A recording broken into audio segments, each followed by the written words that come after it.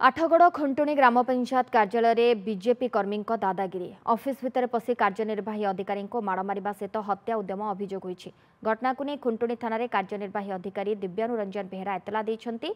4 ରୁ 5 जन युवक आसी तंटी चिपी हत्या उद्यम करथिबानी एतलारे उल्लेख करिसेंति। खुंटुणी ग्राम पंचायत पंचायत निर्वाही अधिकारी और एडीओ कार्यालय कार्य करुवा बेले तपन प्रधान और परेश साहू सहित 3 जन युवक आसी दिव्यानु आक्रमण करने सहित तांको तंटी चिपी मारिदेबाकू उद्यम करथिले। पर एडीओ आसी तांको रक्षा करथिबा एतलारे दर्शाइछन्ति। एने आठगड़ ब्लॉक समस्त पदाधिकारी खुंटुणी थानार द्वारस्थ हेबा सहित न्याय न मिलवा पर्यंत कार्य करिवे नाही बोली कहिछन्ति।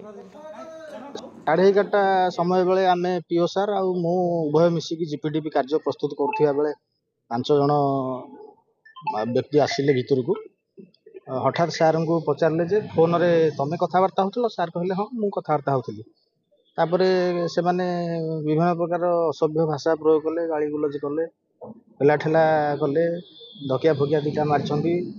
तापरे गोटे कर्नर को नहीं सारंकर बेक को चापिकी धरिले, मारिबा को उद्यम करके बेक को चापिकी धरिले। 12:30 भितर 12:15 आसले 5 लोक आसले बीजेपी गाड़ी धरिकी कार धरिकी आसले। आमे मु आमर एडीओ जे थिले सुनील से आम 2 जन बस काम करतलु।